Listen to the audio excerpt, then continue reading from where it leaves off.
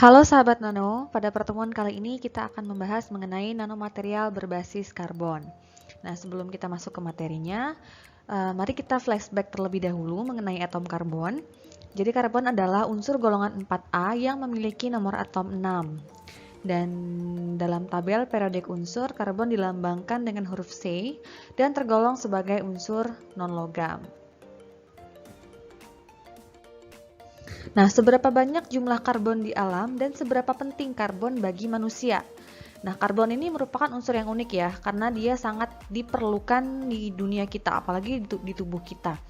Nah, diperkirakan bahwa kelimpahan relatif karbon adalah sekitar 180 dan 270 bagian per 1 juta.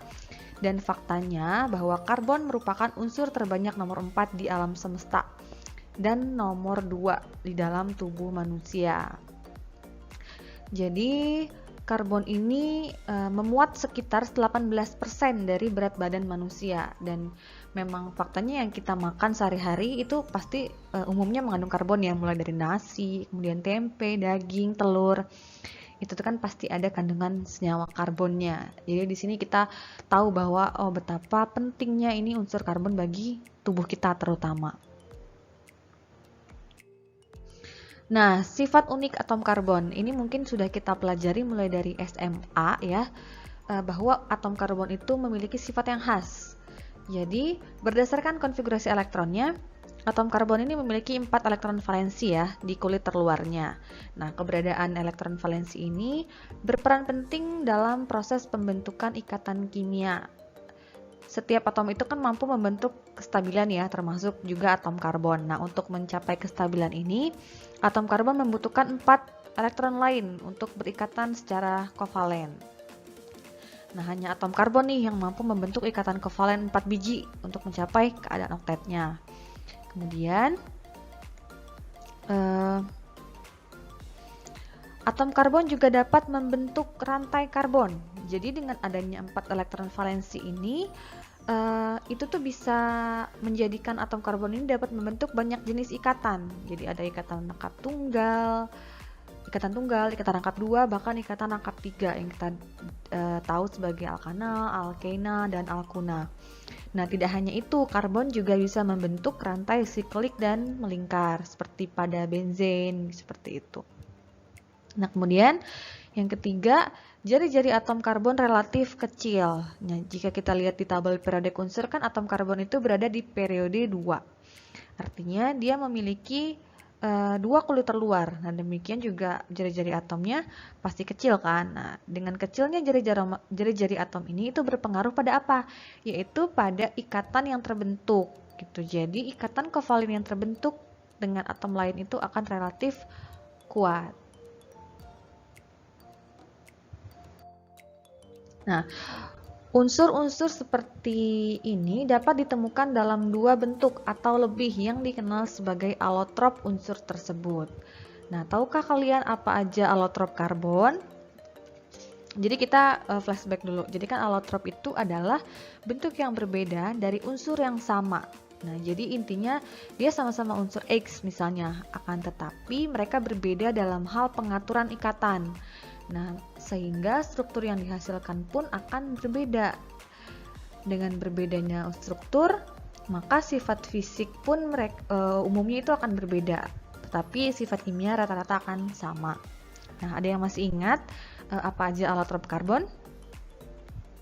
Nah, jadi alotrop karbon yang paling stabil di alam dan paling umum dikenal oleh kimiawan ya, para pengabdi ilmu kimia seperti kita ini, itu adalah intan dan grafit. Jadi yang bening ini, yang berbentuk transparan ini adalah intan, kemudian yang hitam ini adalah grafit. Nah, ini adalah struktur dari kedua material ini. Jadi grafit untuk intan sendiri, biasanya kan intan ini digunakan sebagai perhiasan, dan intan ini memiliki kemampuan memantulkan cahaya yang unik. Dia sifat fisiknya itu transparan, kemudian agak keras ya, dan intan ini dikenal sebagai mineral yang paling kuat. Sementara grafit kebalikannya, dia warnanya hitam ya. Biasanya kan grafit ini dipakai di pensil untuk kita nulis sehari-hari itu. Nah, grafit ini merupakan alotrop karbon paling stabil dalam kondisi normal. Dan memang jumlahnya itu paling banyak ya. Kalau intan kan dia terbentuk dalam kondisi yang tertentu, harus membutuhkan tekanan atau suhu yang sedemikian rupa sehingga jadi intan. Kalau karbon ini dia emang wujud normal karbon itu dalam bentuk grafit. Nah, kalau dilihat dari strukturnya, terlihat bahwa struktur intan ini memiliki struktur jaringan 3 dimensi ya. 3 dimensi dengan struktur kristal kubik dan berpusat muka. Jadi antara atom karbonnya itu dihubungkan dengan struktur kerangka, dan setiap atom karbon dihubungkan dengan jaringan 3 dimensi dengan atom karbon lainnya dengan ikatan kovalen yang kuat.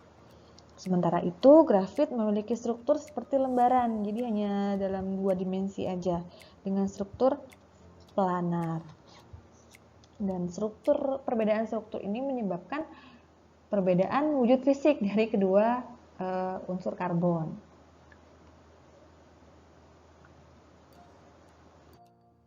Nah, selanjutnya sekarang ini jadi udah tidak hanya 2 alotrop karbon nih yang menjadi perbincangan. Jadi ada banyak alotrop karbon yang sudah berhasil ditemukan oleh para ilmuwan.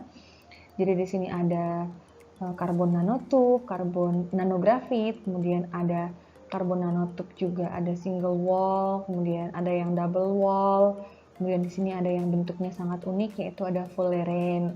Nah, ini akan kita bahas lebih detail.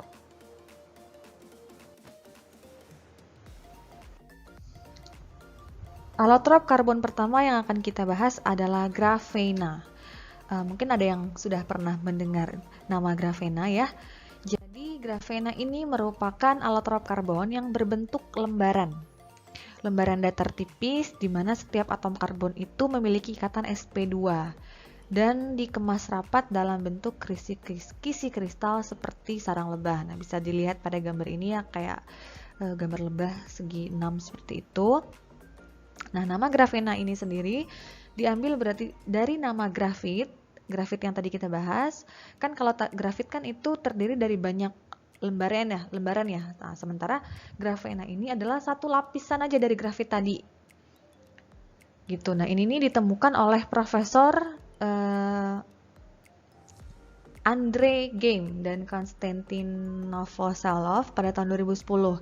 Jadi beliau ini untuk pertama kalinya berhasil memisahkan selembar tipis grafena dari grafit. Nah, lapisan tipis inilah yang dinamakan grafen. Dapat dibayangkan gitu ya, 1 mm grafit aja itu tuh terdapat sekitar 3000 lapisan grafen yang menyusun dari grafit tersebut. Seperti itu. Nah, ini adalah dari charcoal dapatlah grafit. Beberapa lapisan gitu kan ya karbonnya. Kemudian dari grafit ini dapatlah grafen. Nah, seperti yang saya katakan tadi bahwa setiap atom karbon di grafena ini memiliki ikatan sp2 dan dikemas rapat dalam bentuk kisi kristal seperti sarang lebah. Nah, grafena ini merupakan struktur paling dasar dari alotrop karbon lainnya seperti grafit tadi ya, kalau grafit beberapa lapisan, kemudian charcoal. Nah, kemudian ada karbon nanotube dan fullerene yang akan kita bahas nanti. Nah, itu tuh sebenarnya adalah struktur dasarnya itu adalah grafen, hanya terdapat modifikasi seperti itu.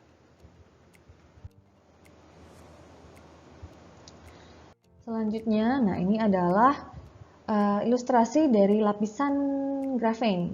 Jadi dilihat di sini seperti strukturnya itu sangat rapi ya dengan ikatan sp2 seperti segi 6 kayak bensin gitu, karena bensin juga sp2 ya.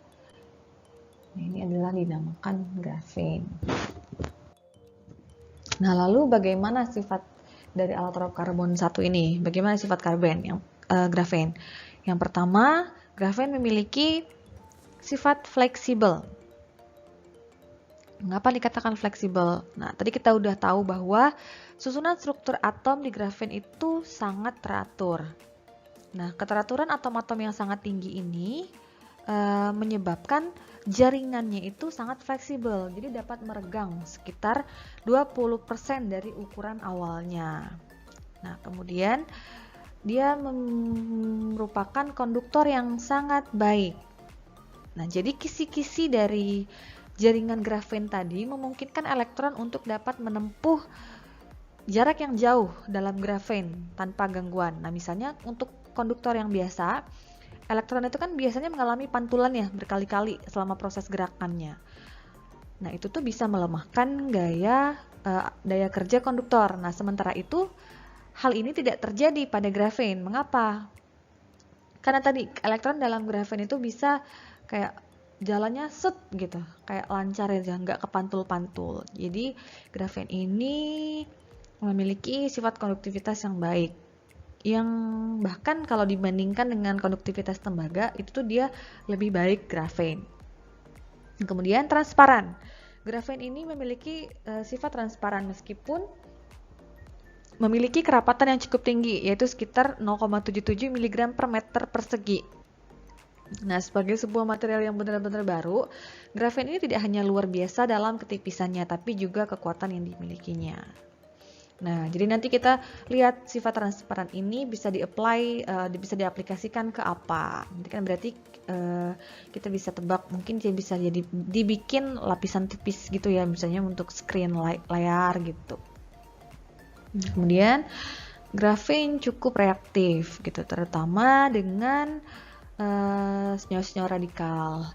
Nah, kemudian kekuatan mekanik yang baik. Nah, grafen ini memiliki daya tahan yang sangat besar, sekitar 42 Newton per meter. Nah, jika dibandingkan dengan kekuatan baja, di mana kekuatan baja itu sendiri hanya sekitar 1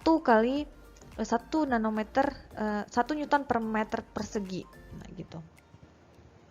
Jadi kalau kita hitung itu grafen itu 100 kali lebih kuat daripada baja sekalipun yang paling kuat. Nah, ini adalah ilustrasi. Jadi katanya itu satu sheet of graphene itu bisa menahan gajah yang berdiri di atas pensil ya ini ya. Di atas pensil sekitar gajah ini mungkin kurang lebih 6 tonan. Jadi kita bisa bayangkan betapa kuatnya si grafena ini.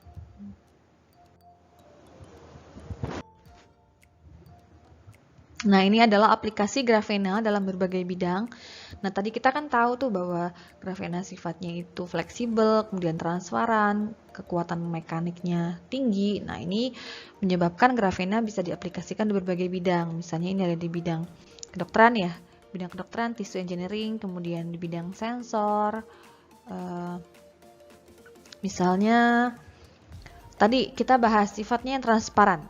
Nah, itu tuh kan serta mampu menghantarkan arus listrik. Nah, material ini berpeluang untuk menghasilkan kayak gini nih. Dia bisa dibikin kayak lapisan gitu, screen, untuk membuat lapisan sentuh yang transparan.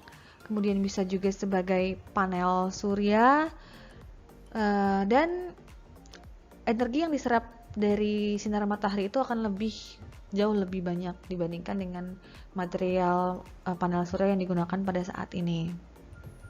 Kemudian untuk bidang sensor, grafen ini sangat baik untuk menentukan struktur. Jadi kan kita tahu bahwa grafen itu permukaannya sangat luas gitu ya. Jadi itu tuh bisa digunakan untuk mendeteksi molekul. Jadi molekulnya diabsorpsi ke dalam jaringan grafen. Nah, untuk apa keunggulannya dibandingkan dengan sensor yang lainnya? Jadi biasanya itu sensor yang lainnya itu bisa mengalami perubahan akibat tekanan listrik. Nah, kalau di grafen itu enggak, karena tadi grafen itu memiliki konduktivitas listrik yang sangat tinggi, sehingga dia tidak akan mengalami perubahan akibat tekanan listrik. Jadi, enggak ada perubahan selama proses pendeteksian molekul. Seperti itu. Selanjutnya adalah alotrop karbon yang namanya adalah fullerena. Jadi tadi kita udah belajar mengenai grafena, sifat grafen, kemudian aplikasi grafen. Nah, sekarang kita masuk ke alotrop karbon kedua, yaitu fullerena. Apa itu fullerena? Jadi fullerena itu merupakan salah satu alotrop karbon dengan molekul yang sepenuhnya tersusun dari atom karbon dengan bentuk bola berlubang, kemudian bisa bentuk elips atau bentuk tabung dan lain-lain. Fullerena berbentuk lubang biasanya disebut buckyball dan yang berbentuk silindris biasanya disebut dengan karbon nanotube. Nah, struktur Fullerena ini mirip dengan grafit. Dia tersusun dari lembaran yang bertumpuk dengan cincin heksagonal, tapi bisa juga sih di Fullerena ini mengandung cincin pentagonal atau heptagonal untuk mencegah lembaran itu menjadi berbentuk planar. Nah, faktanya Fullerena ini dikenal sebagai alotrop karbon paling stabil ketiga setelah intan dan grafit.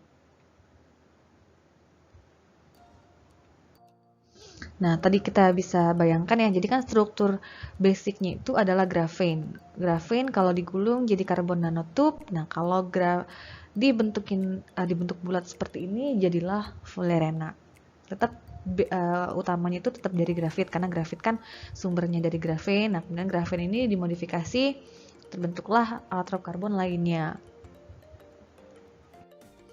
Nah, ini adalah asal-usul mengapa Fullerena yang berbentuk bulat, terutama yang mengandung C60 atom karbon, itu dinamakan buckyball. Jadi strukturnya ini mirip dengan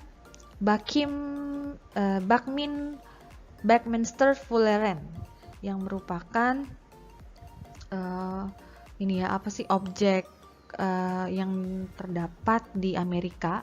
Jadi penemu buckyball ini terinspirasi namanya dari objek ini sehingga namanya adalah buckyball C60.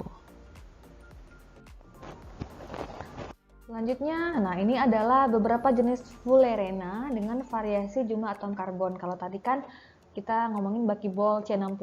Nah, ada juga C-nya yang 70 seperti gambar B. Kemudian ada juga yang C-nya 71. Jadi dia tidak selalu bulat sempurna ya, bisa agak lonjong gitu. Kemudian pinggir-pinggirnya juga bisa ditempelkan atau dimodifikasi dengan gugus fungsi tertentu. Nah, kemudian sifat Fullerena. Jadi yang pertama itu Fullerena ini memiliki sifat stabil dan kuat. Nah, bahkan dikatakan bahwa Fullerena ini nggak akan hancur walaupun dilempar dengan objek dengan kecepatan roket. Namun, secara kimiawi, si Fullerena ini dia sangat mudah bereaksi karena adanya ikatan kovalen di seluruh permukaannya. Nah, jadi kan kalau kristal karbon yang intan tadi kan dia sangat stabil ya, sedangkan Fullerena ini cukup reaktif. Nah, itu membuka peluang aplikasi yang luas untuk Fullerena ini sendiri. Nah, kemudian ditinjau dari sifat penghantar listrik, Fullerena ini umumnya bersifat isolator, akan tetapi sifatnya ini bisa berubah ketika dia didoping dengan sesuatu. Didoping itu dalam artian dia dimasukkan dengan objek lain. Kan kita tahu ya tadi kan Fullerena itu bentuknya bulat dan di dalamnya itu ada rongga.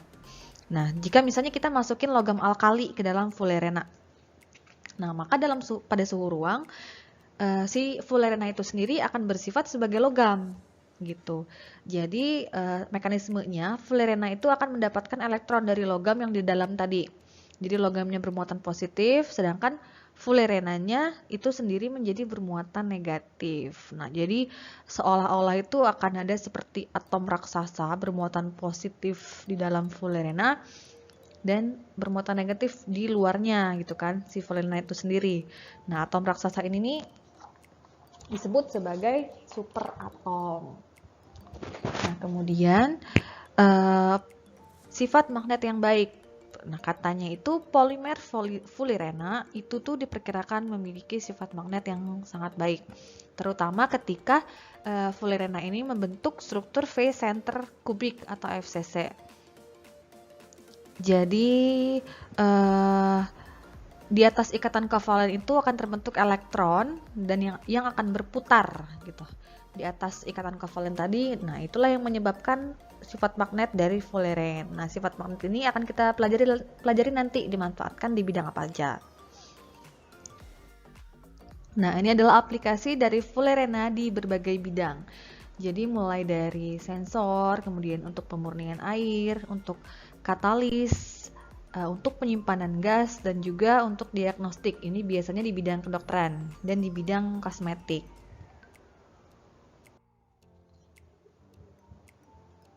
Nah, ini ada aplikasi Fullerena di bidang kedokteran. Jadi Fullerena ini sebenarnya paling terkenalnya diaplikasikan di dunia kedokteran. Karena sifat stabil dan non toksiknya ini, dia dipergunakan sebagai obat. Nah, salah satunya itu adalah obat antivirus HIV. Jadi ini adalah Fullerenanya, dan ini adalah protein, kayaknya ini protease yang diserang oleh virus HIV. Nah, jadi Buckyball ini kita bicarakan yang jumlah karbonnya 60 ya, Buckyball. Nah, itu dengan sifat lipofiliknya atau lipofilik suka lemak. Berarti dia hidrofobik ya.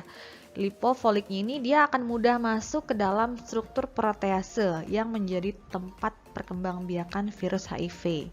Nah, dengan demikian dia bisa menahan laju pertumbuhan virus HIV. Nah, tapi sebenarnya cara ini dikhawatirkan akan mendapatkan hasil yang sama pada saat menggunakan obat biasa. Akan tetapi, dengan bentuknya yang bulat seperti bola ini, permukaan Fullerena itu bisa dimodifikasi. Jadi kita bisa atur kan, kita pengennya seperti apa gitu. Selanjutnya kita masuk ke allotrope karbon yang ketiga, yaitu karbon nanotube atau kita singkat dengan CNT. Nah, tadi kita udah bahas mengenai allotrope karbon yang tipis kayak selembar grafit, kemudian udah berbentuk bulat. Nah, sekarang kita pelajari yang berbentuk tabung. Jadi karbon nanotube dari namanya aja udah ketebak ya bahwa dia tube, berbentuknya tabung. Jadi dia dinamai seperti itu karena bentuknya memang seperti tabung. Jadi tadi tetap struktur dasarnya itu adalah grafena, bedanya dia hanya menggulung. Kalau tadi kan si Fullerene kan dia ngebulet gitu ya. Kalau ini dia hanya menggulung. Nah, rata-rata satu tabung nano ini memiliki diameter dari sini ke sini ya, diameter hanya sekitar 1 nanometer. Dan dengan lebar tabung itu dapat mencapai jutaan kalinya. Nah, kemudian karbon nanotube ini juga ada dibagi lagi menjadi dua, ada yang berdinding tunggal atau single wall karbon nanotube dan berdinding ganda atau multi wall karbon nanotube. Jadi mereka ini berbeda. Pertama jelas ya dari jumlah lapisan grafena yang menyusunnya.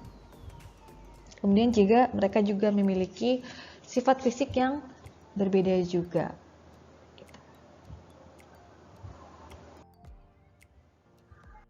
Nah, selanjutnya ini adalah aplikasi dari karbon nanotube di berbagai bidang, mulai dari bidang elektronik, kemudian ada bidang agriculture, kemudian ada bidang sel bahan bakar, kemudian ada sebagai panel surya juga. Nah, salah satu aplikasi yang paling menjanjikan dari single wall nanotube atau yang tadi berdinding tunggal itu adalah penggunaannya sebagai panel surya. Nah, kenapa?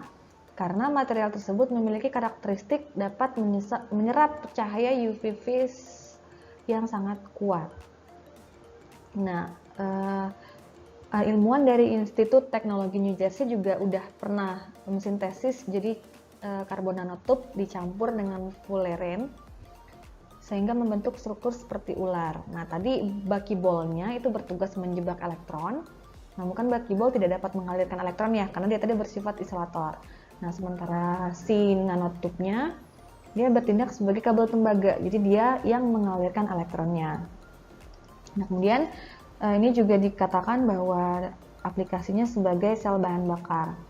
Jadi, misalnya kita menggunakan untuk menyimpan gas hidrogen. Nah, jadi dengan memanfaatkan efek kapiler dari karbon nanotube, kita tuh bisa memungkinkan untuk mengembunkan atau mengkondensasikan gas dengan kerapatan tinggi di dalam rongga si karbon nanotube tadi, kan dia bolong ya tengahnya.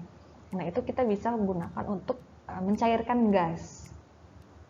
Nah, hal ini sangat memungkinkan terutama untuk hidrogen ya, untuk disimpan dalam jumlah yang sangat tinggi tanpa terkondensasi. Kemudian